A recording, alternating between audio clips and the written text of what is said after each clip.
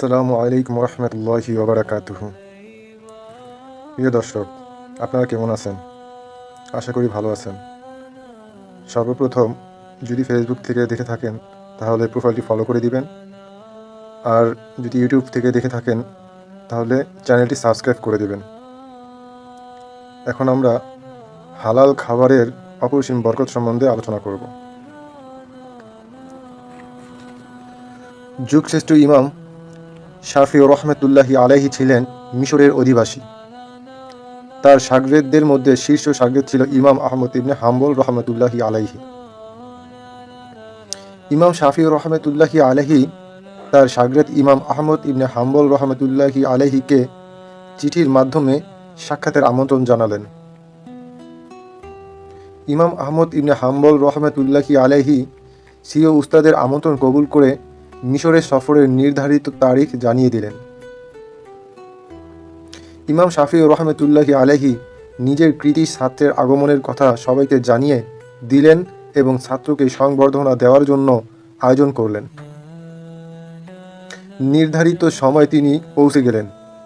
ওইদিকে ইমাম শাফি রহমতুল্লাহি আলাইহি মিশরের বাদশাহ আমির উমারা সহ সর্বস্তরের জনগণ ইমাম আহমদ ইবনে হাম্বল রহমতুল্লাহি আলাইহিকে সংবর্ধনা দেওয়ার উদ্দেশ্যে বেরিয়ে পড়লেন।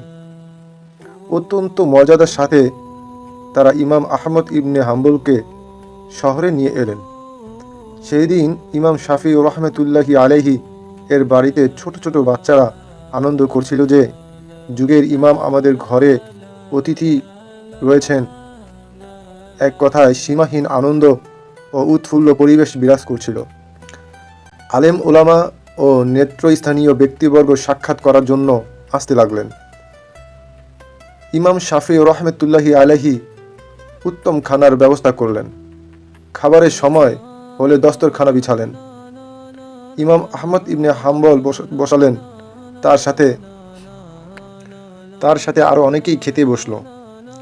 আহমদ ইবনে হাম্বল অন্যদের তুলনায় বেশি খেলেন। এমনভাবে খেলেন যেন কোনো লোভী মানুষ খাবার খাচ্ছে, যেন একাই সব খাবার সাবার করে ফেলতে উদ্যত। ইমাম শাফি রহমতুল্লাহি আলাইহি যখন ঘরে এলেন, তার মেয়েরা আপত্তি করে বললেন, আপনি তো তাকে যুগের বড় ইমাম ও আল্লাহওয়ালা বলেছিলেন, কিন্তু তিনি তো খাবার বেশি খেলেন। তিনি আবার কেমন ইমাম এবং কেমন আল্লাহওয়ালা? আল্লাহওয়ালাদের রীতি তো কম আহার করা এবং বেশি ইবাদত করা।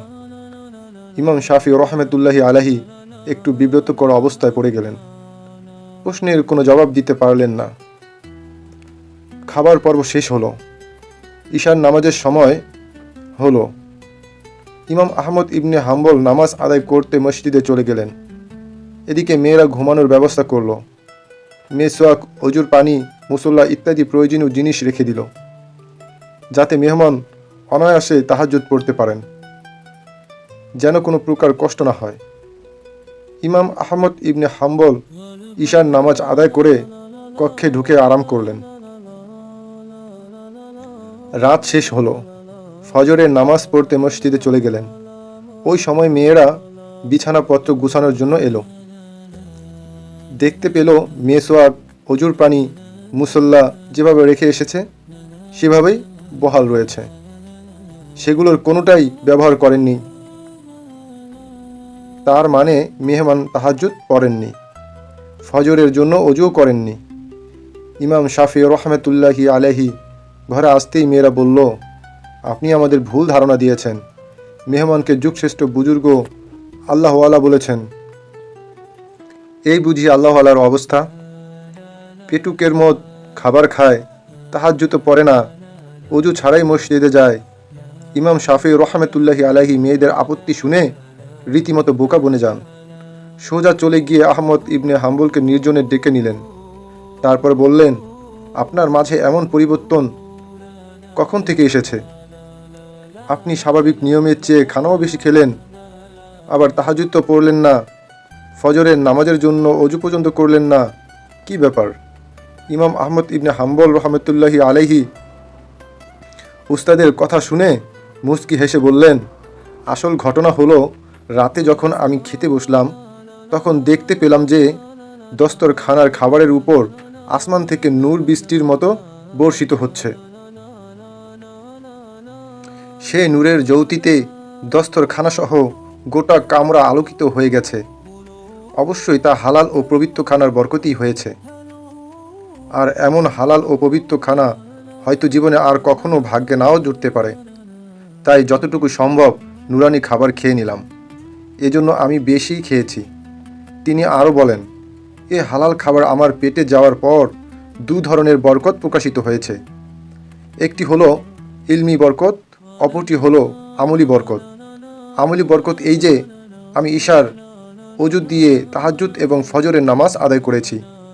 ইলমি বরকত এই যে শোয়ার পর থেকে আমার অন্তরের দ্বার উন্মুক্ত হয়ে পড়েছে। শুয়ে শুয়ে কুরআন হাদিস নিয়ে গবেষণা শুরু করলাম। আল্লাহর ফজলে কুরআনের একটি মাত্র আয়াতের মাঝে গবেষণা করে সারা রাত 100 নতুন মাসালা উদ্ঘাটিত হয়েছে, যা পূর্বে আমার গবেষণায় আসেনি।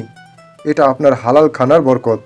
সেই বরকতেই ঈশার ওযু দিয়ে তাহাজ্জুদ ও ফজরের নামাজ পড়েছি। আর এই জন্যই মেসওয়াক ওযুর পানি ব্যবহার করি নাই। কৃতি ছাত্রের জবাব শুনে উস্তাদের মন খুশির বন্যায় ভেসে গেল। সীমাহীন আনন্দে ঘরে গিয়ে মেয়েদেরকে ঘটনা শোনালেন এবং বললেন, তোমরা আহমদ ইবনে হাম্বলের ব্যাপারে ভুল ধারণা পোষণ করেছ। আমি তোমাদেরকে বলেছিলাম সে যুগশ্রেষ্ঠ ইমাম ও আল্লাহওয়ালা, তা সত্যি প্রমাণিত হলো। বাবার মুখে প্রকৃত ঘটনা জানতে পেয়ে মেয়েদের মনের সকল সন্দেহ কেটে গেল, তাদের মন শান্ত হলো। এ ঘটনা থেকে বোঝা গেল হালাল ও পবিত্র খাবারে রয়েছে অপরিসীম বরকত। হালাল খানার দ্বারা ইলমি ও আমলি বরকত হয়, অন্তরে নূর বৃদ্ধি হয়, আল্লাহ তাআলার মারিফত অর্জন হয়।